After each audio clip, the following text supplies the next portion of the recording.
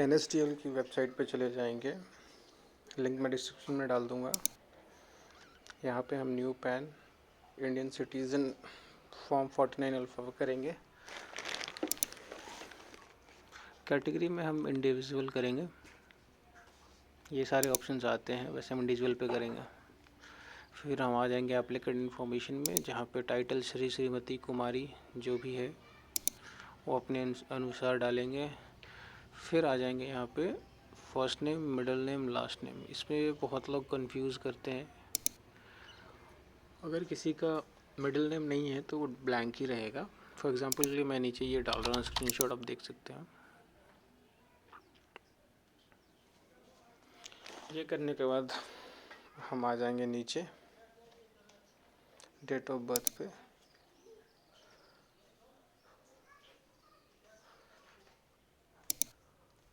ये सेलेक्ट होने के बाद ईमेल आईडी डालेंगे। ईमेल आईडी बड़ा इंपॉर्टेंट है क्योंकि उस पर ही लिंक आते हैं और पैन कार्ड भी बन के उस पर ही आएगा सबसे पहले। फिर मोबाइल नंबर और ये जो कैप्चा दिख रहा है वो डालेंगे, सबमिट कर देंगे।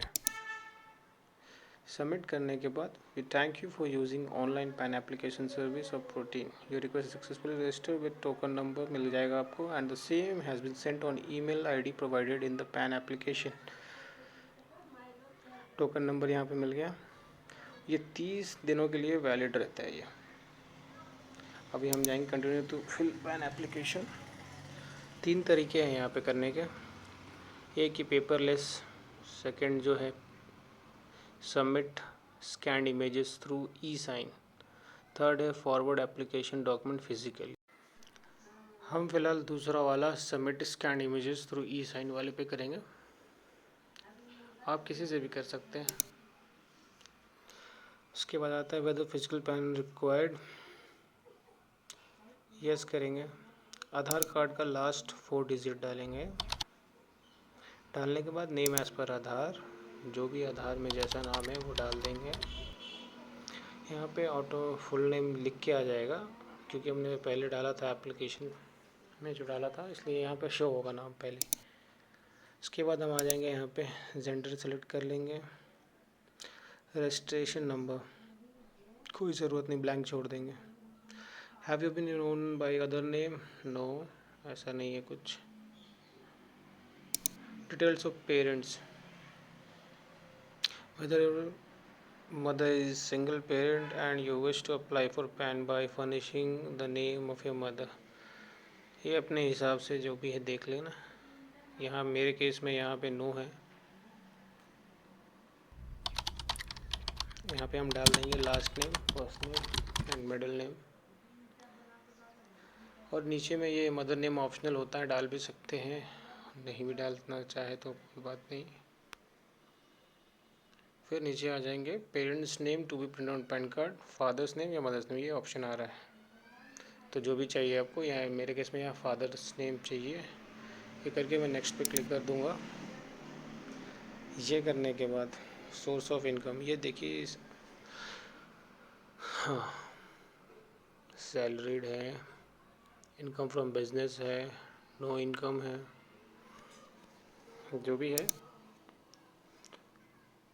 इस केस में नो इनकम है तो मैं नो इनकम डाल दिया।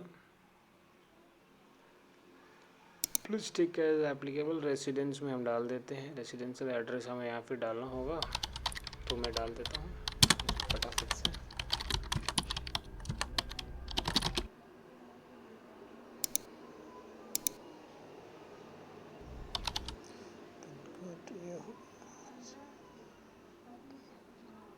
ऑफिस एड्रेस अगर डालना चाहते हैं तो वो भी डाल सकते हैं।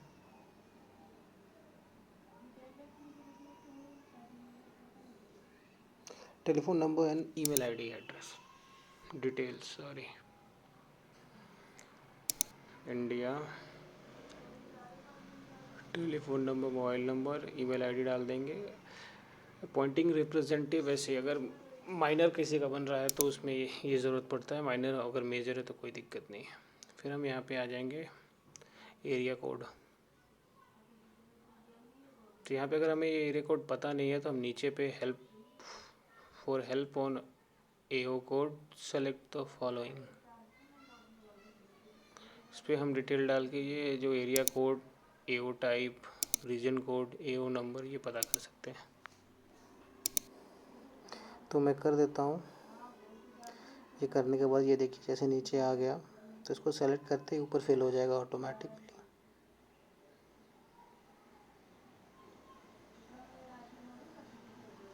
तो मैं कर देता हूँ। ये करने के बाद हम नेक्स्ट पर क्लिक करेंगे। इसके बाद आता है documents to be submitted as a proof of identity, proof of address, proof of date of birth. मेरे केस में आधार कार्ड ही है यहाँ पे, ड्राइविंग लाइसेंस, पासपोर्ट, ऐसे बहुत सारे ऑप्शंस आते हैं यहाँ पे, तो हम आधार पे ही करेंगे। प्रूफ ऑफ एड्रेस में भी आधार कार्ड ही है, और proof of date of birth में भी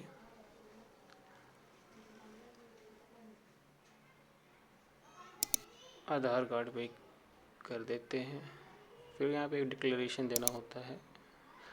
हर से हिमसेल्फ अगर खुद का है तो यहाँ पे फिर किस जगह पे हम कर रहे हैं प्लेस डालना होता है और डेट।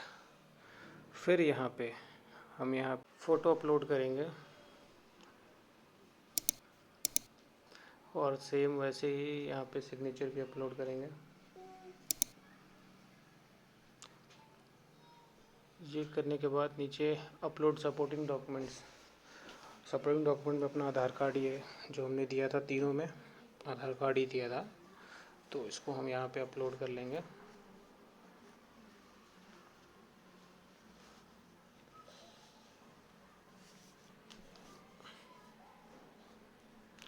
ऐड डॉक्यूमेंट पर क्लिक करके ब्राउज़ करके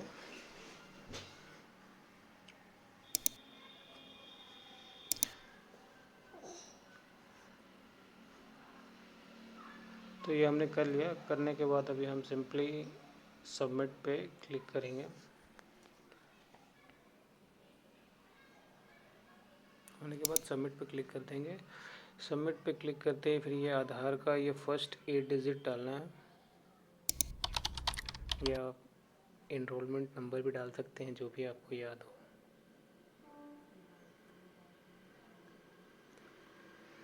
ये सारा कुछ डालने के बाद एक बार चेक कर लेंगे जो सभी कुछ हमने जो भरा है वो सही है कि नहीं है। अगर एडिट करना चाहते हो तो यहाँ से कर सकते हैं। अगर सब कुछ सही है, अगर आपको लगता है आपने सब कुछ सही भरा तो प्रोसीड कर लेंगे। फिर यहाँ पे हम पेमेंट करना पड़ेगा। इस पेमेंट गेटवे पे आ जाएंगे। यहाँ पे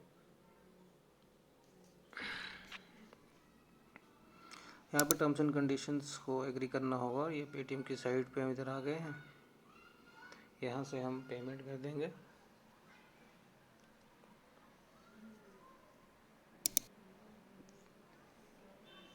डेबिट कार्ड, क्रेडिट कार्ड, जिसके थ्रू भी आप करना चाहे कर सकते हैं। और ये OTP आया, सबमिट कर दिया। यहाँ पे आपको ट्रांजैक्शन रेफरेंस नंबर मिल जाएगा आपको। ये कंटिन्यू। अब यहाँ पे आधार ऑथेंटिकेशन करना होगा एक बार। टर्म्स एंड कंडीशन को एक्सेप्ट करेंगे। करने के बाद ऑथेंटिकेट पे या कंटिन्यू पे क्लिक करेंगे।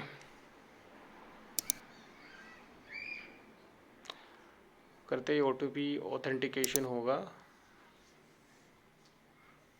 आधार नंबर से जो लिंक है उस नंबर पे वो OTP आएगा, वो देखकर हम यहाँ पे डाल देंगे और सबमिट कर देंगे।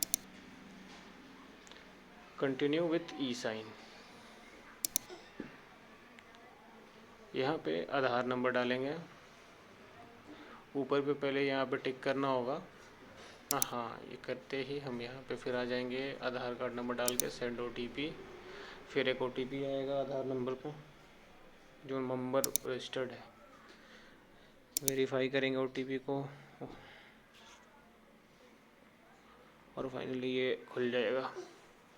इसका पासवर्ड ये आपका डेट ऑफ बर्थ होता है, कोई भी कॉमा स्लैश कुछ नहीं, सीधा date of birth 02 date month year.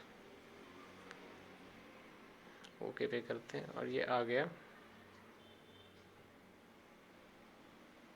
यहाँ ऊपर पे देख सकते हैं since the application digitally signed using e sign KYC, there is no need to send the documents. तो भी हमें भेजने की ज़रूरत नहीं। अगर हमने ऑनलाइन वेरीफाई नहीं किया होता तो हमें ये भेजने की ज़रूरत पड़ती स्पीड पोस्ट के थ्रू। और अब अभी हम 3-4 दिन में वैसे ईमेल पे आ जाता है, और फिज़िकली कार्ड जो होता है वो आपका 10 से 15 दिन में आपके एड्रेस पे आ जाएगा। आप चेक कर सकते हैं स्टेटस।